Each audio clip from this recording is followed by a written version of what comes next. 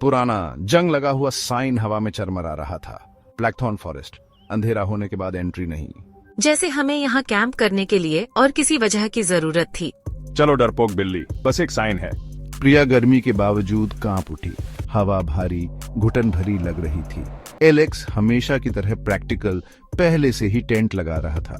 अंधेरा होने से पहले सेटल हो जाते हैं, ये जगह मुझे डराती है। वह गलत नहीं था। पेड़ टेढ़े मेढ़े और मुड़े हुए उन पर दबाव डालते हुए लग रहे थे। जैसे ही शाम ने आसमान को बैंगनी और नारंगी रंगों में रंग दिया, उन्होंने आग जलाई। आग की लपटें छटक रही थीं, बढ़ते अंधेरे में एक सुकून देने वाली आवाज।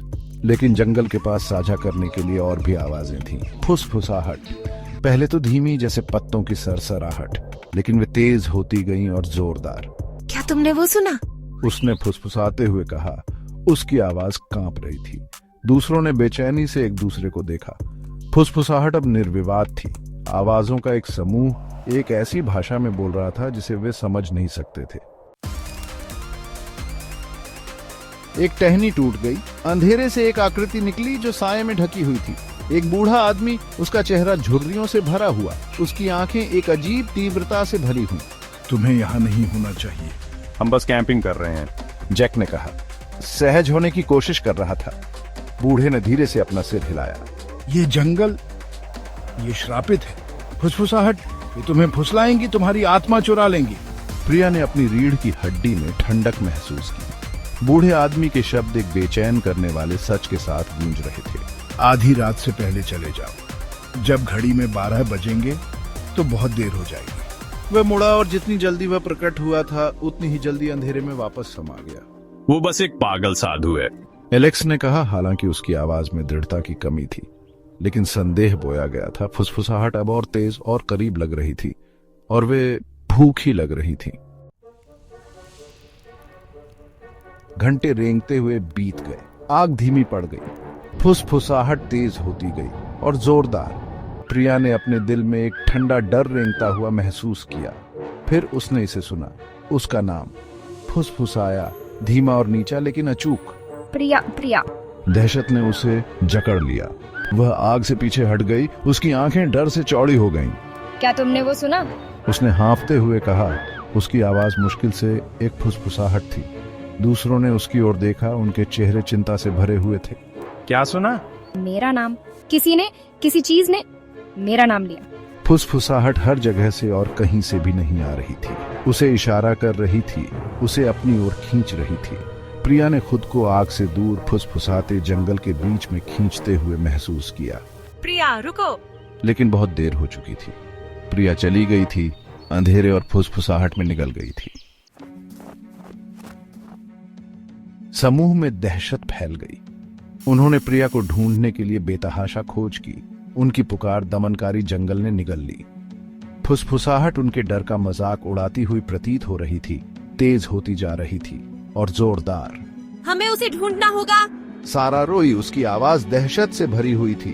वे एक समाशोधन पर ठोकर मार गए। प्राचीन पेड़ों ने एक सपाट पत्थर को घेर लिया था जो अजीब नक्काशी से ढका हुआ था।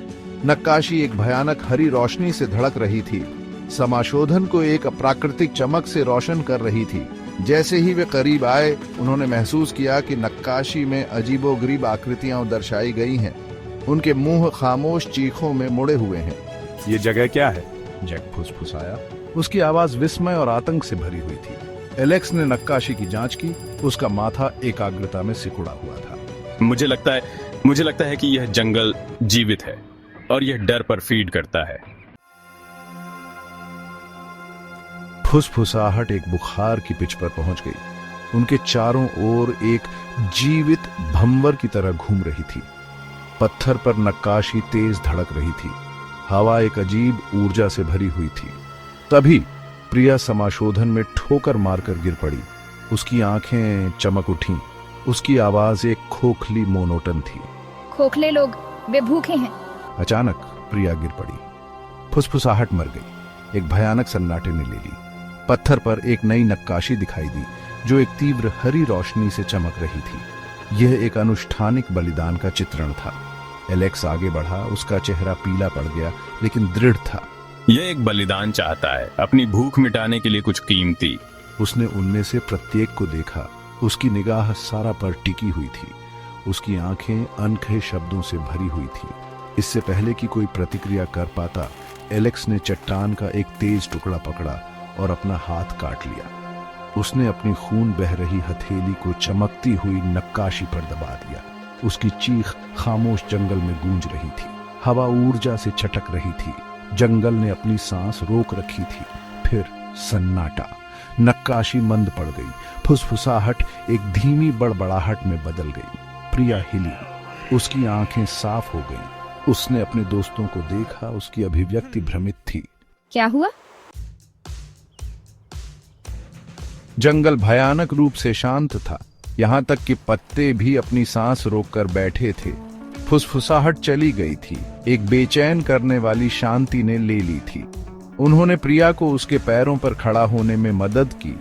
उसकी निगाह अभी भी दूर थी, मानो उसका एक हिस्सा जंगल की गूंजती खामोशी में फंसा हुआ हो। उन्होंने समाशोधन छोड़ दिया।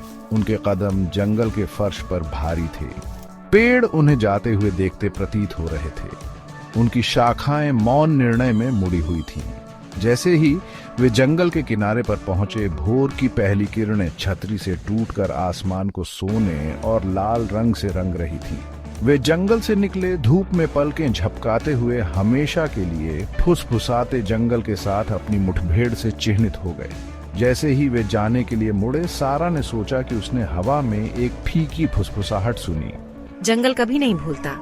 जंगल खामोश खड़ा था, उनकी पीठ पर एक अंधेरा और चिंतित उपस्थिति। लेकिन इसकी छायादार गहराई के भीतर फुसफुसाहट फिर से उठने लगी थी। अगली अनसुनी आत्मा के लिए भूखी थी, जो इसके शापित मैदान में ठोकर खाए।